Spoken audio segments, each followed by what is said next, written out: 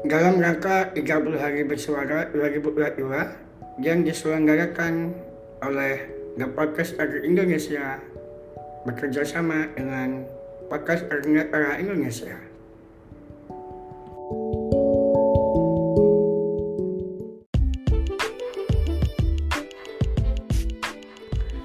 Ya, selamat malam teman-teman.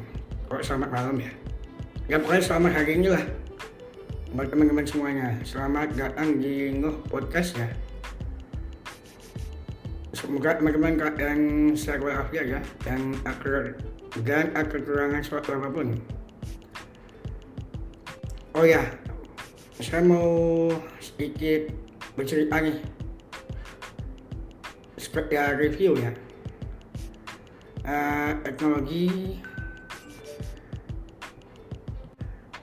Teknologi dari sebuah Apple produk yang bisa dimanfaatkan atau diapresiasi oleh tunanetra. Oke, yang pertama saya akan cerita dulu pengalaman saya menggunakan produk Apple ya. Dulu di awal 2012 atau lebih tepatnya di 2011 bulan akhir ya, September, itu saya berhijrah dari Nokia langsung ke iPhone 3GS ya. iPhone 3GS saya pakai iPhone 3GS itu kurang lebih setahun sampai 2012 akhir, baru saya pindah ke 4S. Nah, di 2012 itu juga saya mendapatkan sebuah iPad ya. Kalau dulu orangnya bilang iPad generasi ketiga, atau yang bisa disebut iPad with Retina display, atau code name-nya ya, the new iPad. Mungkin teman-teman nggak pernah pakai ya. Atau iPad pertama kali yang mendukung LTE 4G. Nah, terus 2013 bulan, kalau nggak salah April ya, itu saya mendapatkan hijrah juga dari Windows ke MacBook Air. Jadi saya memakai MacBook Air 2012 yang 11 inci, Mac 2012 yang clock speednya itu 1.7 GHz, dual core i5, RAM 4 GB, memori 128 GB. Terus 2014 saya mengganti iPad generasi ketiga saya ke iPad mini 2 atau iPad mini with Retina display. Dulu up spec ya, paling tinggi itu Wi-Fi plus seluler 128 GB. Nah, setelah itu 2016 akhir, pertengahan akhir ya, saya lupa itu, saya pindah ke iPhone 6 biasa ya, bukan 6S, bukan 6 Plus, 6 biasa yang ukuran cuma 7 inci. Saya pakai iPhone 6 itu selama 3 tahun ya mungkin ya, sampai 2019 bulan November. Baru saya pindah ke iPhone XR atau iPhone XR ya, selama 2,5 tahun atau 2,5 tahun, tempatnya sampai tanggal 24 Oktober 2022 baru saya pindah ke iPhone 13 Pro Max. Oh ya, maaf, di 2020 saya juga mengganti MacBook Air lama saya ke MacBook Air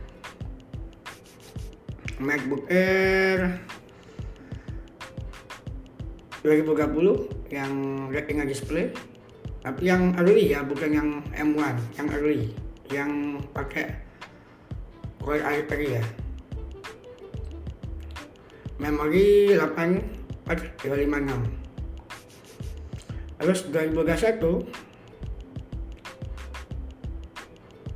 mohon maaf, agak lewat sedikit, di 2016 juga saya mendapatkan sebuah Apple Watch ya. Apple Watch pertama saya Apple Watch Series 2 GPS 42 mm.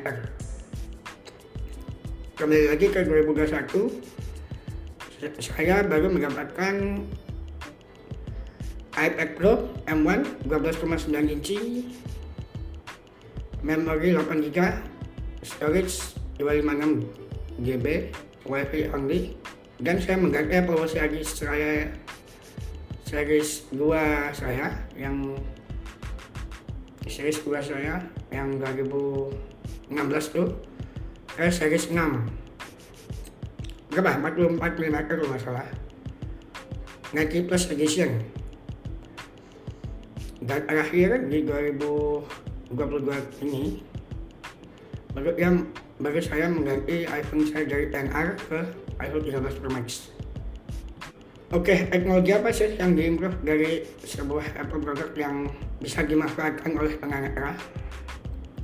Yang pertama, oleh saya atau teman-teman pengguna lainnya, aksesibilitas. Nah, aksesibilitas di Apple product itu sangat top notch ya. Pertama, kita bisa mulai di iOS 5, kita bisa menyalakan voice over secara mandiri tanpa menghubungkan perangkat Apple ke komputer atau via iTunes. Nah, buat di Mac bisa untuk menyalakan pembaca layar, kita menekan Command F5. Command F5 itu untuk menyalakan pembaca layar yang bernama VoiceOver. Nah, enaknya kalau udah produk Apple itu dari setup awal sampai masuk ke layar utama ya, home screen kalau di iPhone atau iPad atau iPod Touch. Kalau di Mac tuh dari setup sampai ke layar desktop itu bisa dilakukan oleh pengguna secara mandiri. Begitu juga dengan Apple Watch atau Apple TV ya. Kalau Apple Watch bisa menekan tombol digital crown sebanyak 3 kali dengan cepat pada saat proses setup awal ya. Terus yang diimprove di produk Apple dari tahun ke tahun yaitu audio. Dari segi speaker ya, audio output ya.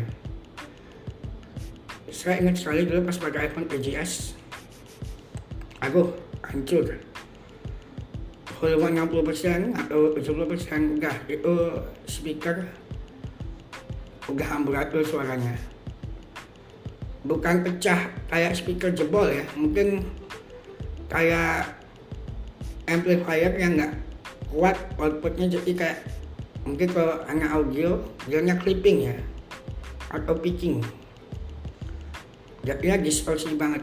Nah, terus diimprove lagi di iPhone 4 atau 4S, itu suara semakin jernih, begitu juga ke iPhone 5. Nah, ini agak ini sedikit ya, agak ironis sedikit, dari iPhone 5S sampai iPhone 6S itu pecah kalau volume di atas 70%. Karena apa sih, iPhone itu mungkin dia terlalu ngebass ya,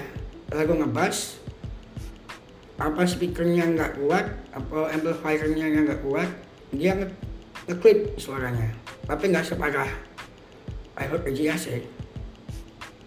Nah, mulai dari iPhone 7, nah iPhone 7 kan dia udah stereo speaker tuh, dia lebih ada separasi, jadinya dia nggak ngeklip. Rasanya saya nggak punya iPhone 7, jadi saya nggak pernah tahu secara mendetail ya. Yang saya pernah coba tuh iPhone 8 series, iPhone 8 Plus. Itu pada zamannya itu speaker iPhone enak banget tuh, bassnya gede, stereonya bagus. Terus diimprove lagi di iPhone X. Nah, iPhone X saya nggak pakai. iPhone XR, iPhone XR itu iPhone Mungkin sampai sekarang ya, mungkin iPhone NR itu speakernya masih sangat-sangat bagus, sangat-sangat bagus, sangat-sangat mumpuni ya sampai 2022 ini dari segi audio ya. Terus baterai life di iPhone seri Plus itu jago lah, bisa seharian lebih. Kalau misalnya kondisi baterai masih prima ya, mungkin baterai health di atas 80% itu masih oke banget lah. Terus yang iPhone 11, 12 saya nggak pernah pakai. Nah, iPhone 13 series, wah iPhone 13 series ini terutama 13 Pro Max ya, punya saya nih. Wah gila nih, iPhone paling bagus nih audionya. Full 62% aja udah kayak speaker aktif. Gila sih, stereonya luas sekali. Dan suara bassnya tuh Apple lebih unggul daripada device-device Android lainnya ya, seperti Samsung, Xiaomi. Itu masih belum bisa mengalahkan Apple. Soalnya Apple itu apa, kalau misalnya bassnya tuh benar-benar deep, punchy, dan suara frekuensi spektrum bawahnya tuh enak banget, jadi enak. Terus iPad, nah saya iPad pernah memakai, bukan punya ya, tapi pernah mencoba dari iPad generasi pertama, terus generasi kedua, ketiga, keempat, terus iPad Air yang generasi pertama, iPad mini generasi pertama, kedua. Tapi yang saya miliki itu iPad mini 2 ya. Terus iPad Pro M1 itu menurut saya perkembangan audionya juga sangat gila tuh. Apalagi iPad Pro M1 yang 12,9 inci ini, aku tuh gak kayak apa ya, gak usah pakai Bluetooth speaker udah bagus, sangat kencang tuh iPad Pro.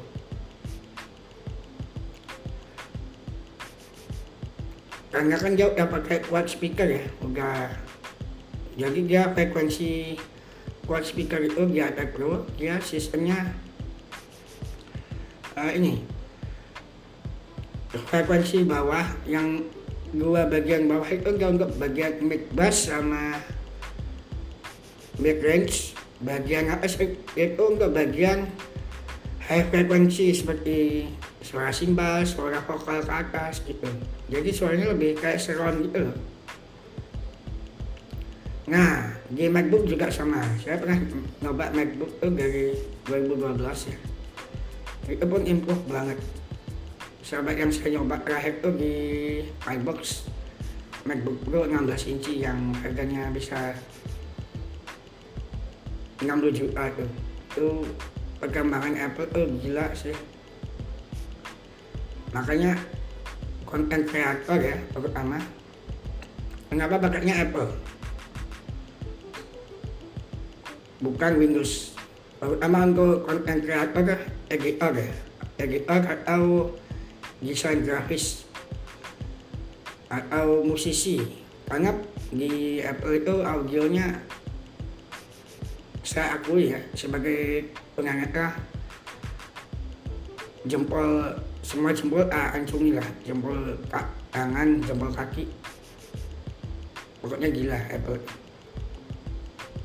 Oke, sekarang saya akan mereview iPhone 13 Pro Max saya yang saya pakai selama 1 bulan lebih ya. Apa sih yang bisa saya ambil? Oke, yang saya katakan adalah audionya. Audionya itu sangat hebat ya, sangat hebat. Terus di bagian kamera ada nama light air scanner atau light air sensor, itu berfungsi banget untuk, kalau bahasa Inggrisnya itu dot detection sama triple detection. itu hanya ada di iPhone seri Pro atau iPad seri Pro, entah itu iPhone 12 Pro, 12 Pro Max, 13 Pro, 13 Pro Max, 14 Pro, dan 14 Pro Max, atau iPad Pro kalau nggak salah yang 2020 yang pakai yang 12 inci ya, yang 12,9 inci yang pakai A12Z atau yang M series, pokoknya ukuran 12 inci. Itu sangat berguna ya untuk people detection atau pendeteksi pintu. Jadi misalnya gini, ada pintu dia bisa mengukur jarak, misalnya door 1 meter away. Nah, disebutkan pintu itu ditarik atau digeser. Kalau misalnya swing, itu berarti ditarik. Pull handle or knob swing. Kalau misalnya geser kan, pintu geser, slide gitu. Itu sih yang saya bisa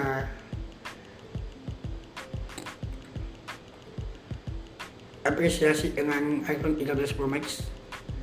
Suara, performa, nah oh ya, enggak performa Apple, waduh gila saya performa Apple. Performa Apple itu aku acungkan jempol ya. Dulu pas pakai iPhone 6, RAM 1 GB di iPhone itu nggak pernah lemot ya, jarang sekali yang namanya lemot di iPhone 6 itu. Coba Android RAM 1 GB, ya kayak gimana itu jadinya. Makanya Apple itu kan nggak pernah keluar, nggak pernah pamer masalah RAM di Apple itu. Di produk ininya, produk iPhone ya. Karena iPhone RAM kecil, tapi performa mantap. Gitu. Oke, mungkin begitu saja podcast kali ini.